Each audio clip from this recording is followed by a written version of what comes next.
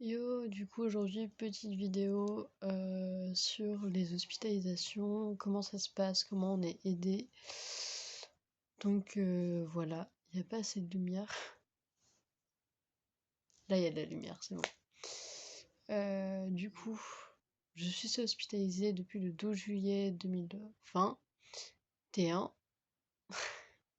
Depuis le 12 juillet 2021 à la clinique du Pré à Sceaux. En soins-études. Donc soins-études, qu'est-ce que c'est? C'est en même temps des soins et des études. Donc on a un emploi du temps aménagé avec 5 heures par cours à peu près. Ça dépend des emplois du temps des gens. Il y en a qui ont beaucoup de cours, il y en a qui en ont beaucoup moins. Moi j'en ai 5 heures le lundi et le reste du temps c'est 3 heures par jour. Et le reste du temps donc c'est du soin avec des médiations qui sont des thérapies aussi. Désolée, j'ai le Covid, hein. Ça fait vraiment depuis jeudi que je me suis pas lavé les cheveux. On est lundi, c'est n'importe quoi. Enfin bref. Du coup, on a cette partie d'école. Donc c'était seconde, première, terminale. Et je sais qu'il y a aussi ceux qui font... Enfin, qui ont des stages régulièrement. Je ne sais pas comment ça s'appelle. Voilà. Mais c'est possible en tout cas de faire ça à Dupré. On peut être à la fac aussi, en étant en soins-études. Et par rapport aux soins, on est encadré par des soignants, des psychiatres, des psychologues. Bon, moi, le psychologue, je l'ai vu qu'une fois. Voilà. Les soignants sont là, donc H24. Il y a des soignants de jour, des soignants de nuit.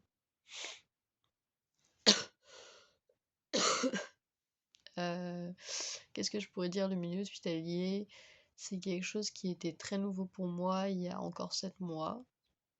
Oui, parce qu'on est le 10 et que dans 2 jours, ça fait 7 mois que je suis hospitalisée. Ça fait énormément de temps, alors que dans ma tête, ça fait vraiment rien du tout. Bref, anyway.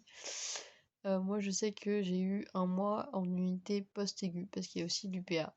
Donc en fait, il y a UPA, addictologie, C1, C2, donc c'est Clérambault, c'est les soins-études, dans mon bâtiment à moi. L'UPA, c'est unité post-aiguë, c'est les soins intensifs. J'ai passé un mois là-bas quand ça n'allait pas bien du tout. Ça m'a franchement aidé, donc faut pas hésiter quand vous proposez une hospitalisation ou même de vous-même, si ça va vraiment pas, c'est pas, enfin, on n'est pas des fous, on n'est pas des malades, d'accord? On a juste des troubles et il faut être aidé, voilà.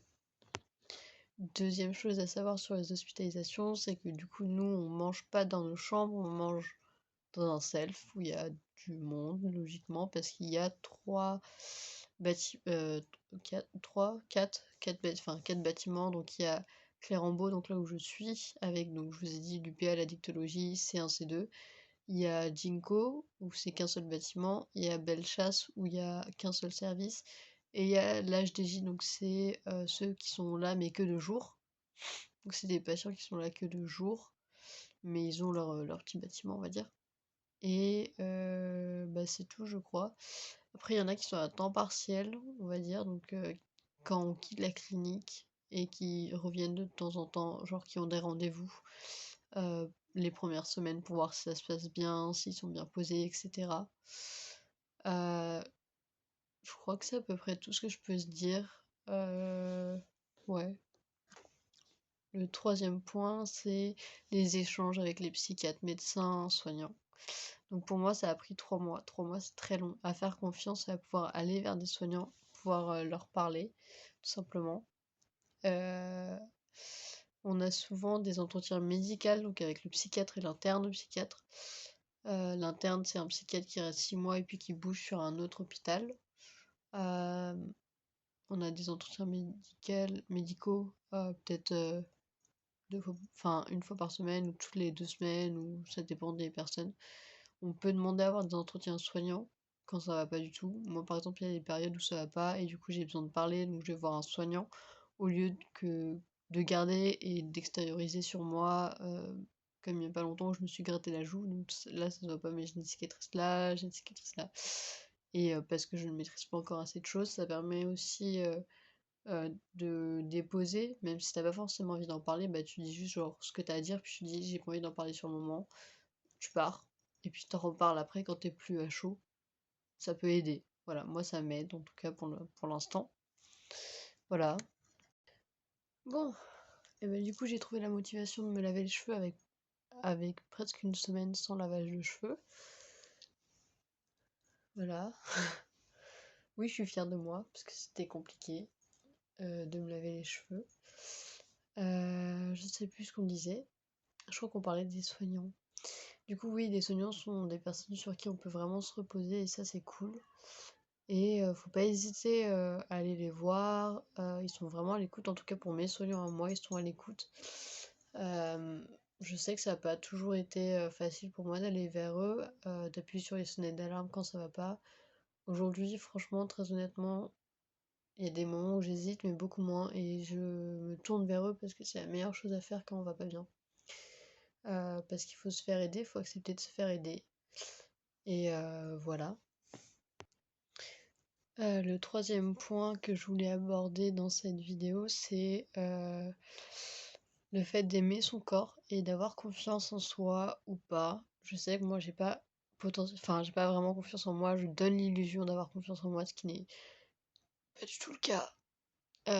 Vraiment, c'est pas le cas. J'ai pas confiance en moi du tout, mais pourtant je donne l'apparence d'avoir confiance en moi en faisant des vidéos ou d'autres choses comme ça, alors que c'est pas du tout le cas, d'accord? J'ai pas confiance en moi, mais ça m'aide à me dire que je peux faire des choses et que je peux aider des gens en faisant des vidéos. Donc du coup, je sais ce que je fais et ce que je continuerai à faire d'ailleurs. Donc voilà. Qu'est-ce que je pourrais vous dire d'autre? Euh, Si, une chose. En hôpital psychiatrique, on rencontre beaucoup de personnes qui ont fait du self-harm. J'ai fait du self-harm et je fais du self-harm, par exemple me gratter jusqu'au sang quand je suis très stressée, même si c'est pas conscient. J'essaie d'arrêter ça. Je faisais du self-harm autre, comme de la scarification, de la drogue, de l'alcool, des comportements à risque. Maintenant, je comprends mieux mon fonctionnement parce que j'ai été diagnostiquée borderline, donc ça, on en discutera dans une autre vidéo. Mais ne pas avoir honte de son corps, je sais que ça m'a mis ça m'a pris beaucoup de temps de me mettre en t-shirt, etc. Aujourd'hui, mon corps, je l'assume, les marques que j'ai, pour moi, c'est des marques de vie, c'est des marques de combat. Je sais que je ne recouvrirai pas de tatou mes marques, mes cicatrices, parce que c'est pas... Enfin, ça fait partie de moi en fait. Et je veux être fière de moi plus tard, de me dire que je me suis battue. Donc acceptez-vous tel que vous êtes, avoir des marques sur votre corps n'est pas quelque chose de moche. Vous n'êtes pas moche déjà. Vous êtes tous beaux et magnifiques. Et les marques de votre corps, que ce soit des vergetures, que ce soit autre chose, bah c'est juste la vie. Et si on devait comparer ça à un fleuve tranquille sans mouvement, comparé à un fleuve avec de toutes petites vaguelettes, bah je préfère celui qui est en mouvement. Et bah la vie c'est pareil. La vie c'est continuellement en mouvement. Et parfois bah il y a des grosses vagues. Parfois il y a des grosses vagues et c'est pas grave, faut l'accepter, faut vivre avec. Voilà. Et ça nous laisse des marques. Mais au moins on l'a vécu.